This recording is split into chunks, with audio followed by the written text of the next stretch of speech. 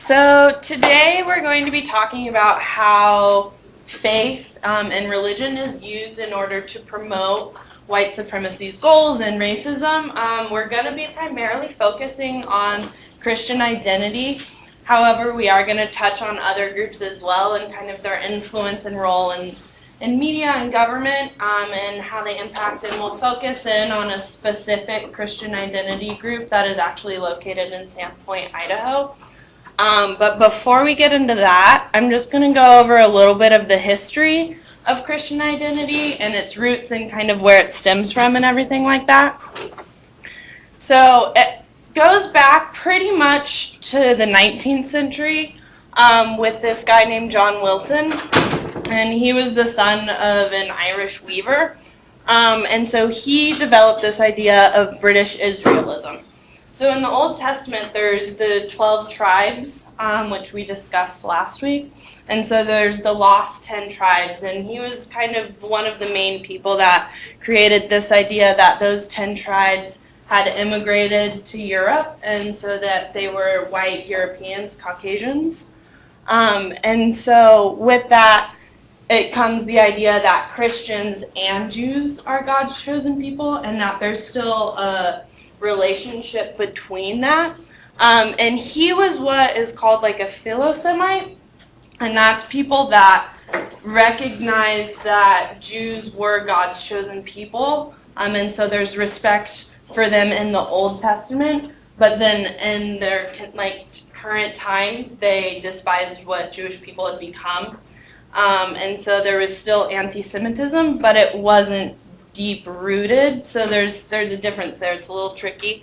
And so he started gaining following, and then Edward Hine came in, and he refined God's chosen people to Anglo-Saxons only. And so it gets refined a little bit more, and he travels to America in the 1880s and starts promoting this idea, and it has a lot of roots and grounds to kind of fill in because of the nativist movements that were taking place. So you see the formation of Christian identity as we kind of know it today in the early 20th century. So with that, you have an increase in nativism movements because there's a lot of immigration. And so you have a lot of nativist groups, a lot of native propaganda. This cartoon over here on the left is from 1899. And so this is Uncle Sam, and then this is supposed to represent the Jewish people. And so with that, it has disease and poverty and everything like that is the baggage that he's carrying. So you have this well-established, like, white Protestant Christian kind of movement taking place already.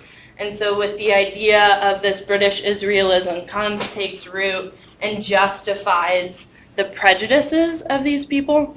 And here's even more anti-immigration propaganda. And so you have immigration quotas taking place. You have the rise of the second KKK, which this movement, there's a lot of crossover between this. And so you have Wesley Swift, who he begins the Identity Church of Jesus Christ in the 1940s. And this was while he was also a member of the Klan. So he was doing this at the same time. And so one of the reasons why the Christian identity movement was able to take place and establish roots is because there was so much racism going on, and it was seen in the government and policies like the quotas set banning Chinese immigration or setting certain quotas for Eastern Europe. And then you also have segregation and Jim Crow laws and lynching. So this was just educated information that was backing up the way that people were feeling. And so then if we look at Christian identity today, so there's a rise in the 80s and 90s of white supremacy and white nationalist movements. And so you have Richard Butler, and one of the groups that we'll be talking about next is America's Promise Ministries, starting kind of in the 70s and then gaining more and more traction because of this rise within the popular public sphere for the skinhead movement and everything like that. And so with that, they're associated with the right wing. That's where they gain a lot of traction. And like right here, this is one of the more recent newsletters from America's Promise Ministry, and it's a lot of it. It's really interesting to go through the different newsletters that they have. They have a lot of kind of their outline of their ideas and what they believe, what they're against, what they're for. And so then this is a little bit about their core beliefs and the key characteristics. But I will preface this by saying that Christian identity doesn't have firm guidelines or boundaries to what they believe in. So group to group, it changes, and there's a lot of fractures in between. So people kind of take this and then morph it into what they want. But a lot of it stems from this idea that Christians, white Christians, are the only descendants of Adam and Eve and are God's chosen people. So that's where we get the seed line theory, which is really interesting, and the idea that Jews are the root of all evil. So right here is a diagram of what they believe. And so essentially, they believe that Adam and Eve, all descendants of Adam and Eve, are white Christians. And then Jews are descendants of Eve and Satan. And there's some websites that I was looking up that were going through the detailed kind of figures and beliefs, which are at the end of the presentation, so if you guys want to look it up for yourself. But in the Old Testament, you have Abel and Cain murders Abel. And so with that, you see that Cain is a descendant of Eve and the serpent, so they believe that Judaism and all evil in the world is a result of the relationship between Eve and Satan, and all white Christians are a result of Adam and Eve. And then they compare race mixing to the idea that a horse and a mule are two different things, but they can still have a kid, which results in a donkey. And so that's how they view white Christians, race mixing or interracial relationships. And you can see here, this is another diagram that I pulled from one of the websites with this idea. So you have the white male, and then the gap, which is representing people of color. And then in the middle is Jewish people. So they believe that any person of color is not actually a person, that they're kind of subhuman, and that they came before the white Christians. And then Jewish people, like mentioned earlier today, have the ability and capabilities, but they to kind of run the government and run banking and everything like that. And then people of color are taking advantage of that system. So it's really intriguing. And then a lot of what they stand for. So this is anti-Catholic, and I've found a series of writings for anti-Catholicism. So it's based largely out of the Protestant, but they're Christian only in name. So they're not really related to Protestants. There aren't similar beliefs, but that's where this is stemming from. And then in terms of race mixing, it's really horrific. The images and the propaganda and the articles that are written, and usually when they talk about race mixing, it's a white woman with a man of color, and they very rarely talk about a woman of color and a white man. And so it's really interesting to kind of see that role of women, and it's seeing that Eve is the one with Satan, not Adam and Satan, and so it downplays the role of women and kind of attacks women as well. And then they're constantly preparing for race war, and so you have that prepper mentality that's common amongst white supremacists, stemming from this Christian identity, because they're preparing for the race war and for the second coming and for the end times, when white Christians will have to battle people of color and Jews. And then another way that they can gain traction is that they're anti-government.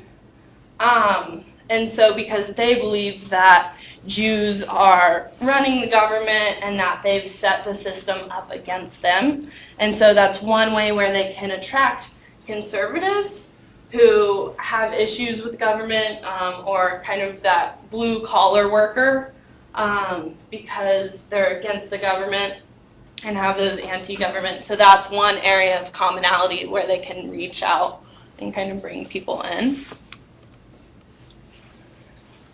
Okay, America's Promise Ministries is a church in Sandpoint, Idaho.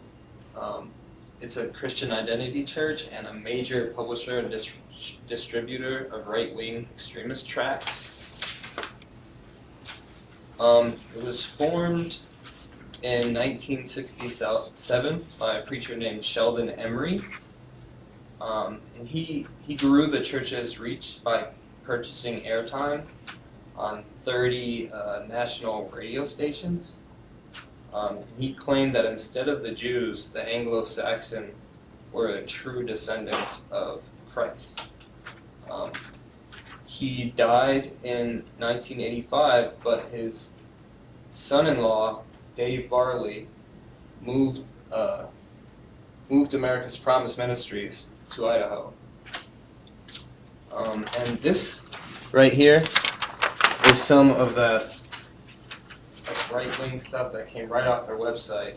And it's in quotations. It says, "Black lives do matter," and it has all these facts. And this is the type of things that I searched for on their website because it's not explicitly, it doesn't look, if you just went on the website, it doesn't look like this is a hate group, which they are, and it says it on the SPLC website, but this is stuff that is on that. So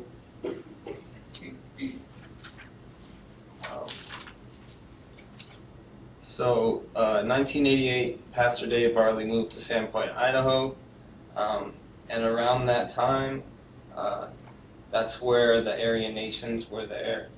And Richard Butler was known to show up at some of the America's Promise gatherings, as well as Ku Klux Klan leader Louis Beam would also show up to their gatherings. And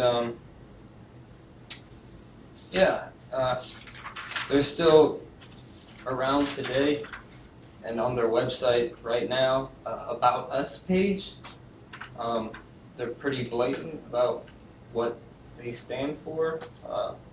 I'll just read some things that Pastor David Barley says on his website. It says, quote, "Greeting fellow Christians, you will notice I did not refer to you as Judeo-Christians because Judaism is certainly not in any way, shape, or form Christian.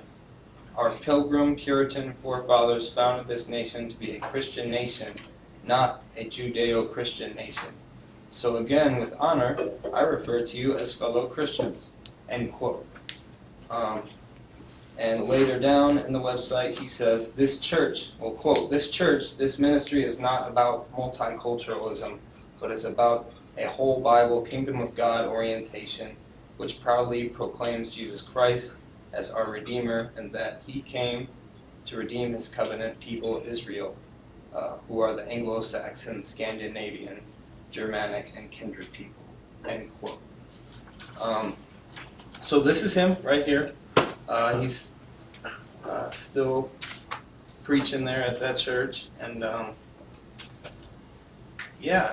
he doesn't blatantly promote hate. As I said earlier, on the website you kind of have to dig for this kind of information that you can see, and it's like, wow. But there is connections to certain hate crimes that were also connected to Aryan nations. Let's see here.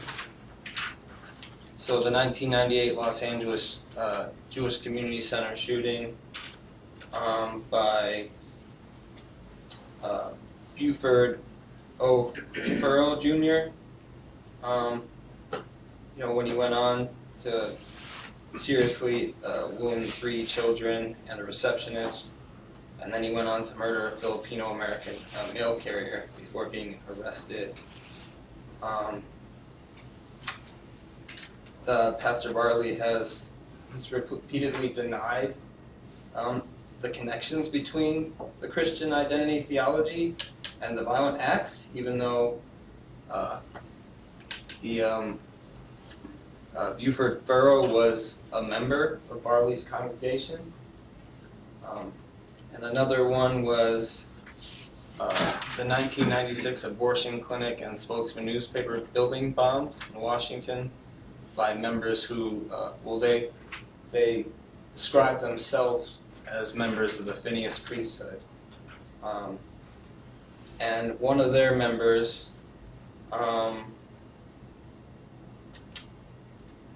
Richard Kelly Hoskins, was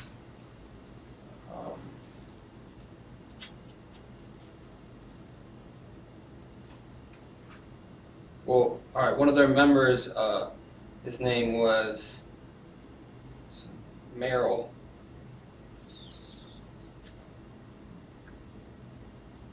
Excuse me.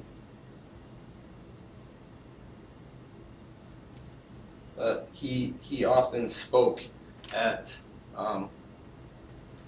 their congregation, and so it's one of the few remaining outposts of white supremacy in Idaho today, and they still have a church. I think it was built out of an old restaurant, and most of their continuing, I guess, white supremacy, like their actions is like material like I passed around with the pamphlets, and it's racist content, or it's right-wing content, or it's just, things like that. Yeah. And to add on to that, they have like monthly bulletins that they post as well, and I touched on this earlier, but you can click on the bulletins. They have them on their website, and they go through and they'll touch on things like race mixing or current issues as they designate them. But also I think it's really important to remember that these are people too. The latest issue that came out in February, most of it was dedicated to Dave Barley's son passing away, because he passed away due to epilepsy. And so it was just very intriguing to me to go through and read this, and sometimes we like to think of these people as crazy, radical kind of nut jobs, but there's still that human side, and we have to become familiar with that and know that as well. And then also additionally, the Phineas priesthood has roots in Christian identity, and it's not really a well-established group. In order to call yourself a member of the Phineas priesthood, you just have to commit a violent act, and they justify their violent acts by the book of Numbers, which is in the Old Testament, and there is a story about a man named Phineas who ends up murdering an interracial couple, but they take that story and manipulate it to their means. So it's really interesting. You see more of that manipulation of the Old Testament in order to justify what they're doing. So when we were looking at faith-based hate groups, one thing I just wanted to reiterate that I know we've talked about already is the difference between being a religious extremist and being extremely religious. And one of the sites that we used a lot was the Southern Poverty Law Center, and they have that posted all over their site. But we're talking about religious extremists, and that's like a very big difference. So when we were researching, one of the things that we thought was interesting was how these faith-based hate groups are involved or not involved in government. And we've already heard a little bit about that today from the Montana Human Rights Network. But the first thing is, and you can go ahead and go to the next slide, is the intersection between church and state and tax exempt status that a lot of these groups have. So a lot of the groups so this is an IRS news release that came out specifically around Corporation Soul, which is like a tax exempt scam. So these groups would have seminars that would cost you like $1,000, and you would go and you basically learn how to scam your way into creating this group that would be tax exempt status. So that's sort of like a widespread concern as it relates to groups that claim faith as a basis for their hate. And then the other thing that we saw in terms of relation to government is this wide discrepancy between groups that are anti-government and groups that are like right there in it running for government, right? So the Sovereign Citizens Movement is a good example of a group that is anti-government. My fellow teammate talked a little bit about like preppers and this doomsday desperation. That's what we hear from groups like this. And then this book, Secrets, Plots, and Hidden Agendas by Paul Coughlin, it really goes into what he calls the lethal triad, and we see this with other groups too, that the combination of the end of times prophecy, which is this like preppers mentality, and an anti-government conspiracy theory and an affinity for weapons is a really lethal combination. And we see this with other groups too. And so the Sovereign Citizens Movement really rejects all forms of government. I found like IDs where they would sort of like make their own travel ID. And they say that they don't want to pay taxes due to religious, and not just taxes for the group, but like individual taxes as well. And then the other thing is that a lot of these groups gave some motivation behind domestic terror. Like we heard from one of our speakers in class about the experiences in Spokane and the bank robberies that were there, and the Southern Poverty Law Center attributes some of this sort of rhetoric and these ideas to some of these domestic terror attacks. And then on the alternate side, we see people like Taylor Rose who are running for government. And then as we learned earlier today, in Montana, it's really easy.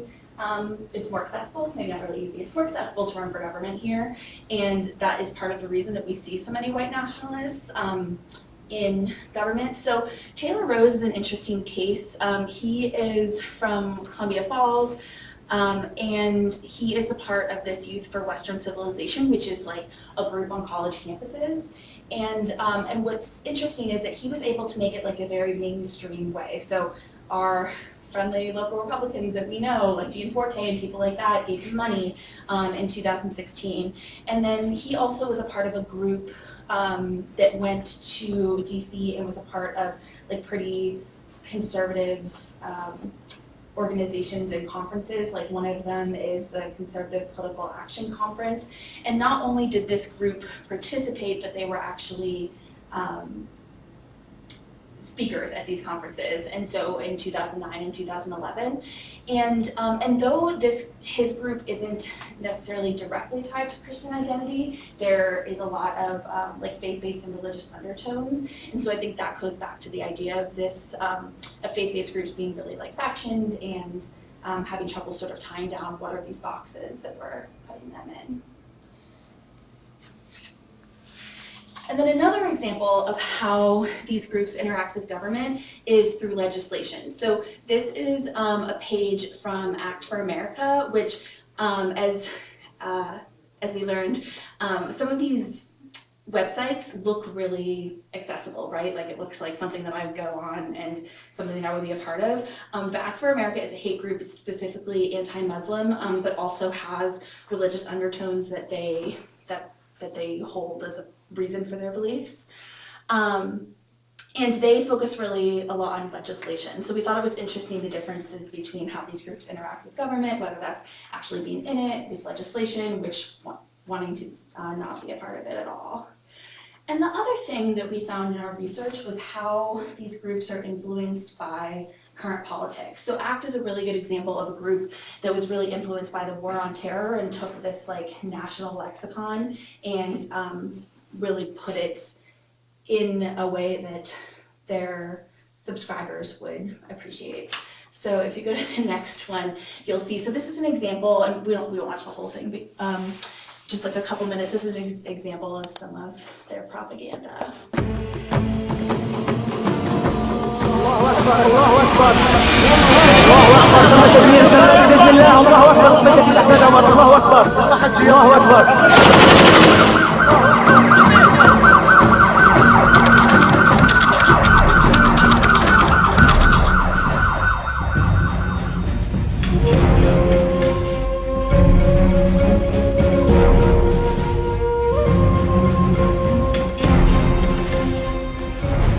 What if?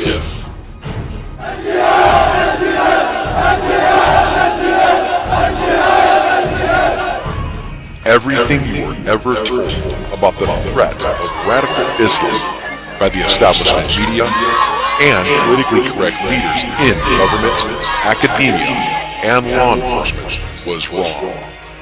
In Islam, the punishment is the one who insults the Prophet. So you get the point that this is like a part of the propaganda, and they use the current political climate to reinforce that. And so again, these aren't, the three examples that I gave aren't Christian identity groups, but they are like groups that have faith connections. And I just wanted to make sure that's clear because I know that we started with Christian identity.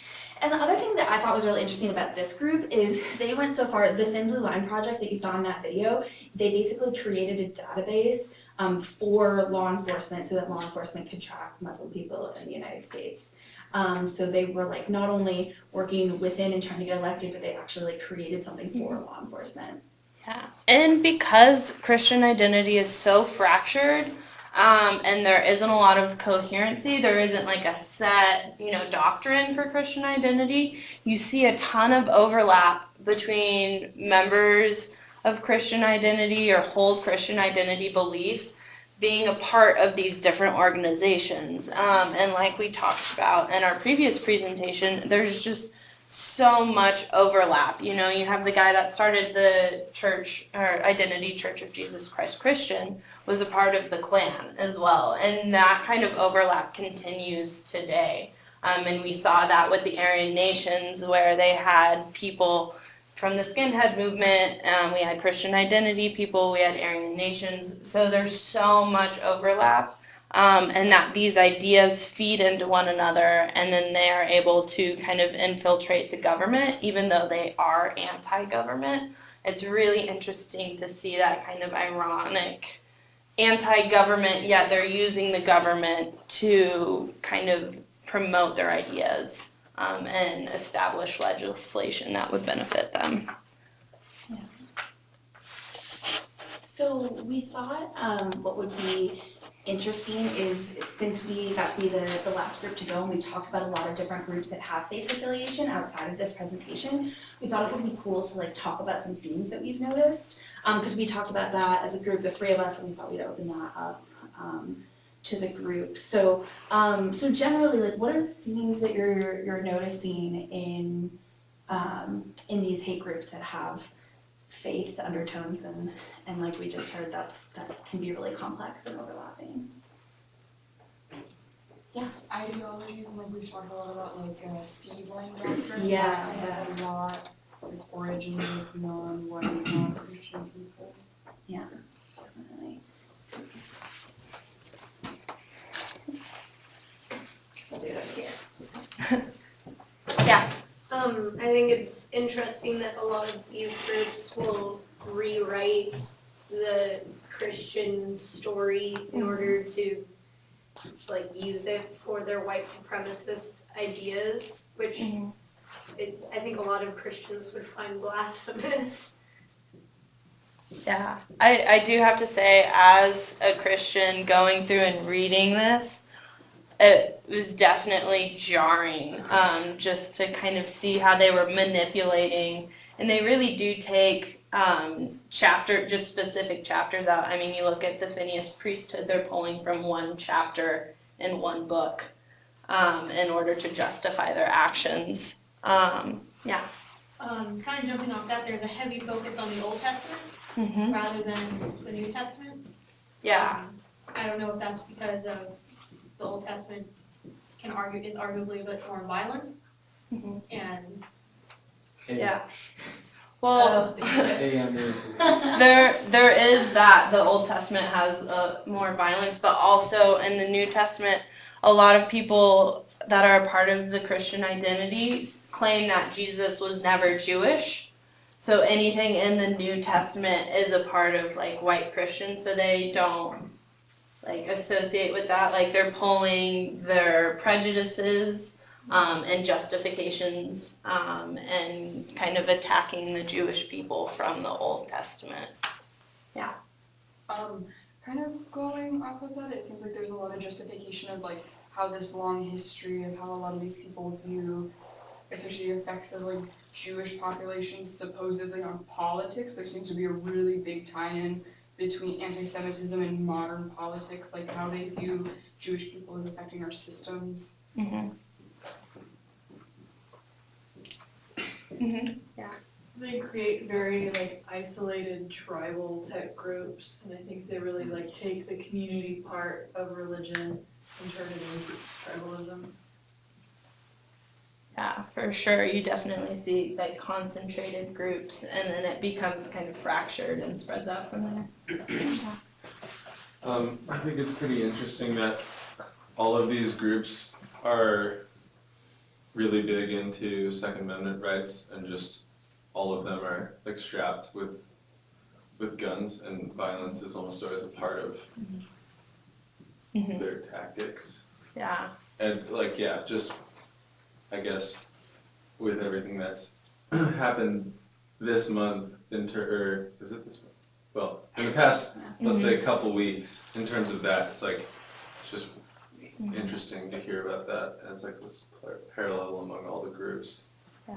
Well, a lot of that stems from that belief in that idea of like a race war and preparing for the end times. And so if they believe that the government is corrupt and being run by the Jewish people and is failing them, then they want to be prepared and they don't want the government to take it away, because in their eyes and in their minds, it's like the immigrants, people of color, Jewish people that are like taking it away because they want to take down white Christians. So it's really interesting to kind of look at that ideology and look at that mindset behind it. Yeah. Just one more thing. Also, another thing to notice is that most of their ideologies and their beliefs, like that the whole government is run by Jewish people, are like based off of, they're just not factual. So just a disregard for the actual information itself, factual information. Yeah. And with that, it has lots of deep roots within kind of that early 20th century. Anti-Semitism was rampant in America and around the world. So building off of that and having that kind of ingrained within the mindset already, it's easy for them to make these claims without having any factual evidence. Yeah. Something I was noticing that I don't have the factual evidence to back it up, and I'm wondering if you guys think that this is right, is that it seems like some of the newer groups that are rooted in faith are less clear about how their faith aligns, and I was wondering if part of that is that like they're trying to attract younger people, where there's like this disconnect that like younger people aren't as involved in religion as they used to be, and maybe if that's connected at all. Is that something that, is that making sense, and is that something that other people know? Yeah. I think a trend that I've noticed at least is it seems like religious leaning groups are mainly focused on older demographics. So like, for example, a group like the alt-right attracts younger people just because they don't necessarily bring a Christian identity, or if it is a Christian identity, it's a casual Christian identity, like something where they might not go to church, but they've been baptized and they still believe in Jesus. I don't know, it's an interesting one to think of, but Yeah. I think like how you're explaining a casual Christian identity was what I was trying to say, yeah. Yeah, and I think maybe like casual Christian identity could also be another way of clinging to like freedom of speech and relating to the First Amendment maybe. Like when we were talking about the alt-right, and a lot of people respond to the atheist, but I could definitely see like this quote unquote soft Christian identity contributing to like just another layer of this protection I guess. And freedom of speech is more complicated than that. But. Yeah.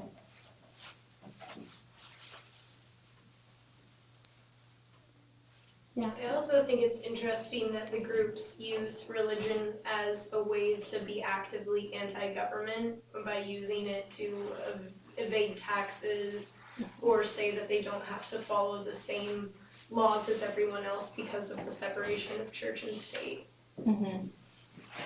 Yeah, they're definitely using kind of the framework and everything in order to promote. But I think Katie touched on this too, just the idea of like they're anti-government, but they're also working within the government to take it down or reconstruct it or protect white rights because apparently white people don't have them. There's also a consistent pattern of attention to purity. So this idea of either purity maintained through your diet, through lack of intaking alcohol, through a particular kind of propriety, but those notions of purity are consistent and tied to ideas of whiteness itself. Yeah. I feel like it also, in their eyes, validates them in the public eye, and you see that with the alt-right wanting to have educated, well-spoken, well-dressed white men to promote their ideas. So by subscribing to this idea of purity, it validates who they are and what they believe, and they're upstanding citizens. Yeah. Anything else that's jumping out at you guys? This is like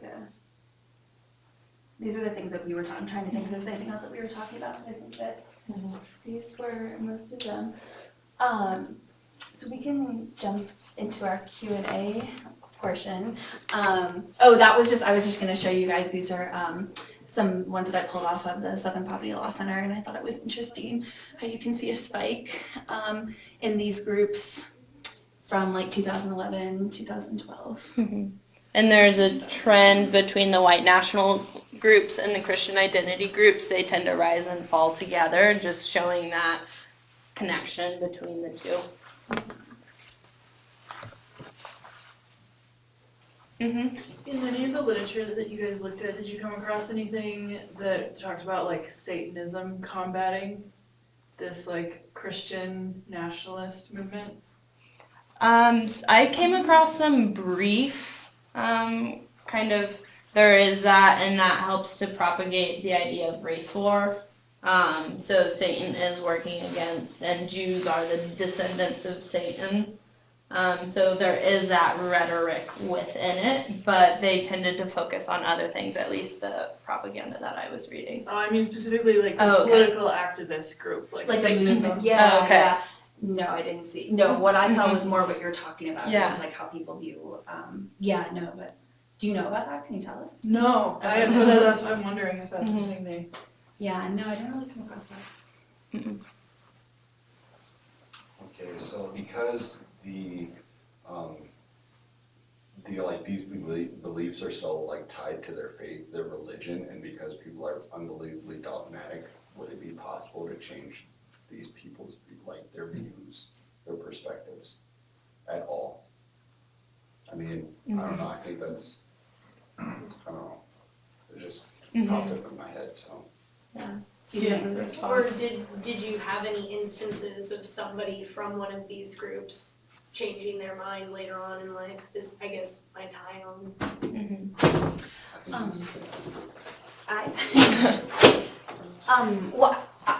Outside of like research specifically for this presentation, like I've been to see other, like here from Montana Human Rights Network. I've been to see like people who have renounced their white nationalism or whatever and now try to work for the other side and to help people like get out of these hate groups if they want to. But I didn't specifically come across like research around that. But one thing that I think that kind of ties back to is some of the discussion we had earlier in this class around what are we coming from it to an individualistic perspective or more of like a systematic perspective? but yes, I know of situations like that, but I don't have the research to tell you off the top of my head. But like Christian Pickholt is one of the people that our speaker from the Montana Human Rights Network talked about, and he's an example of that. And with American Promise Ministries, I guess they don't have that much of a following per se who actually goes and like listens to the sermons. But most of their stuff is through their like newsletters and their mediums that they send out. So it's passed on through that. So one of the hopes in doing these kind of presentations is that you're studying a movement well enough that you're able to identify the underbelly or the soft spot or the point at which they're vulnerable to be undermined. What would you say about the Christian identity movement? What's their soft underbelly? I think for me, one thing that is really a point to focus on is the fact that there isn't consistency throughout the movement. These groups kind of adhere to their beliefs, and so there is this general seed line theory that kind of runs throughout, but attacking it at the point where they aren't a united group, they aren't together, and so focusing on that and looking at ways to drive the wedge further, to kind of disenfranchise them a little bit more so there's less organization, or attacking them from propaganda, because as was said earlier, a lot of it is propaganda and newsletters and paper material, so trying to minimize that and attack it from that, as opposed to maybe taking out individual people and their ability to speak publicly about it. And in like such a small congregation, I think that these people are talking to each other and agreeing with each other. Whereas someone, if it was in a bigger area and there was more voices, I don't think everyone would agree with each other on the same views that they have. I think it's that tight-knit, that I don't know what you say, that tribalism almost, that they're able to keep believing these things. Yeah. Do you know if there's any groups that are trying to prevent Christian identity groups from using their status as a church to get out of tax filings? Because to me, these people seem like they need money, or else they wouldn't be avoiding their taxes. Do you know of any efforts to try to stop them from evading taxes? My understanding of that is that it was a very like case-by-case situation, because it's hard, because in this country we really promote religious freedom, and so with like the corporation soul, and what the IRS was trying to do was just individually target, and especially the scams where they're like teaching other people how to do it, and they were trying to, because how the Southern Poverty Law Center website described it is that they would like hold these huge seminars where they're basically just making tons of money. They charge like $100K a seat to teach people. But so the answer is that I think that that's how they were trying to combat it. And then after the fact, it was more on an individual basis, because they were talking about how do you do that? How do you say that like this religious affiliation is okay and this isn't? And that just gets too complicated. The other thing I was going to say in response to your question, Code, is I totally agree. I think my first inclination in response to your question is that they're so they're disorganized, and like that's a point where we can get in. And then the other thing that I think is interesting is this like disregard for facts. And I guess like maybe that's me naive, that I hope that like knowledge is power, and that's another way that we can address. And I think this goes to groups that aren't faith-based as well, this like disregard for facts.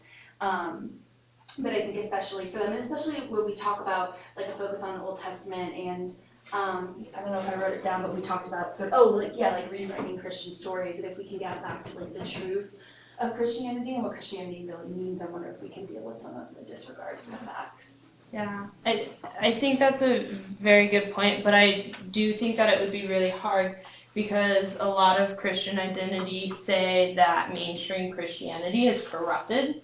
and that they would never subscribe to it because it's being overrun and corrupted again by that like conspiracy theory of like Jews or people of color. And so it'd be hard to convince them to rewrite what they like prescribe to or know as their faith. Yeah. Yeah, so like they're largely anti-Catholic, but they are also anti like kind of mainstream Protestant Christianity as well. That's already answered my question. Oh, okay. Maybe one more question? I think there's a question. Yeah, do. So something that we talked about is like, how do we decide what is a faith-based hate group? Because it seems like so Christian identity, that's very clear, but that for some of these other groups who like use some of these ones that are a little more in between and that aren't being as overt about their religious beliefs, but still use them to get tax exempt status and stuff like that.